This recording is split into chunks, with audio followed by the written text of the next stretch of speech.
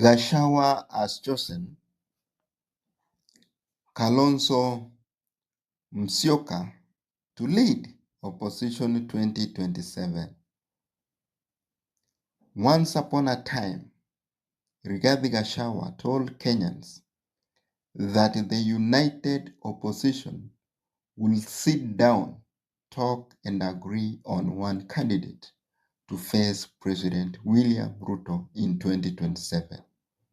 But lately, his moves, his tone, his silence all whisper one truth.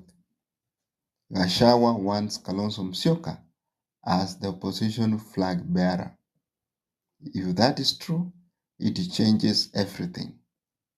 Welcome to Kenya Unpacked. Today we decode the hidden political message behind Gachagua's preference and what it means for Mother Karua, Fred Matiang'i, Eugene Wamalwa, George Natembeya, and Justin Muturi. This is where the real story begins. The silent endorsement.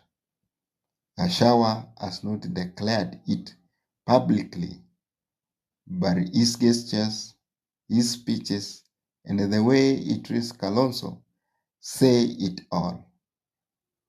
He speaks of unity, but means alignment. He praises experienced leaders, but points at one man. He wants Kalonzo to carry the flag. That is not democracy. That is coronation. And the question every opposition principal is asking quietly is this: are we being invited to a meeting or a ceremony already decided?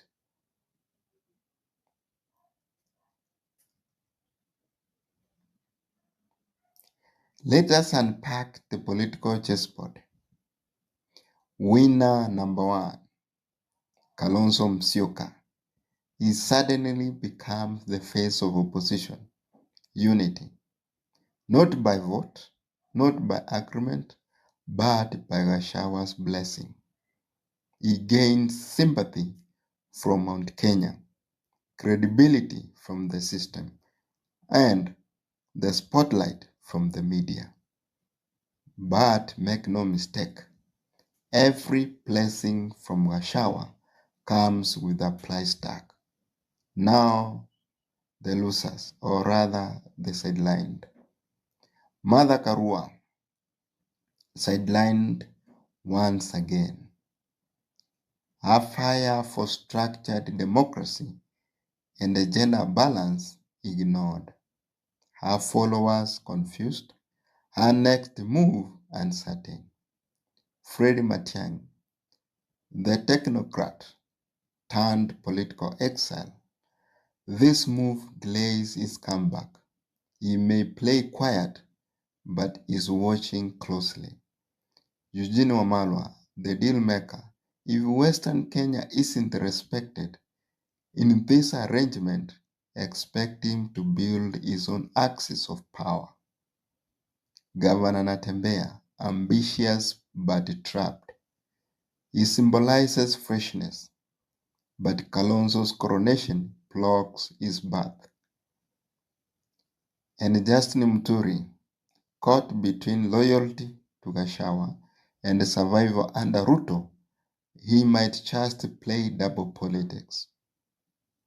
This is the new battlefield inside the so-called united opposition.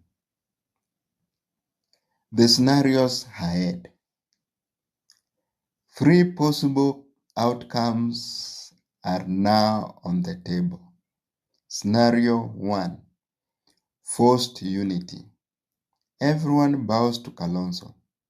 Positions are shared quietly, and the campaign moves on as one block. That will finally give Ruto a serious opponent. Scenario 2. Silent resistance. They stay but sabotage from within. Meetings leak, money disappear, campaigns collapse, and Ruto smiles quietly from State House.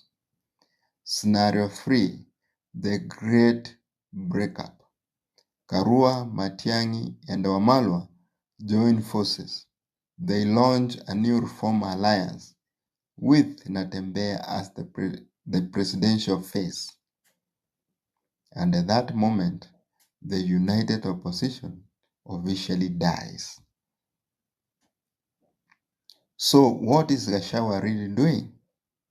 He's not just endorsing Kalonzo, he's protecting Mount Kenya's future.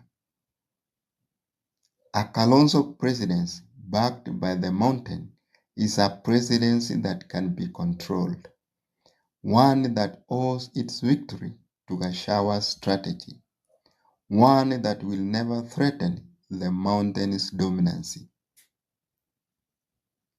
It is not about friendship, it is about leverage. And if Kalonzo refuses to play ball, Gachagua can run back to Ruto as the hero who tried to unite the mountain. This is not politics, this is high-stakes survival chase. So, now the question is, will the opposition leaders accept a deal they never negotiated, a flag bearer they never voted for, and a future where they only clap from the sidelines? Or will they stand up and challenge the coronation of Kalonzo Musyoka? Kenya's opposition is walking a tightrope between unity and implosion. Who falls, who rebels, and who survives this silent political storm? This is Kenya Unpacked, where politics is not just news, it is strategy unmasked. If you enjoyed this analysis, don't forget to hit subscribe and tap the bell because the next episode breaks down what each principle stands to gain or lose under a Kalonzo Gachagua deal.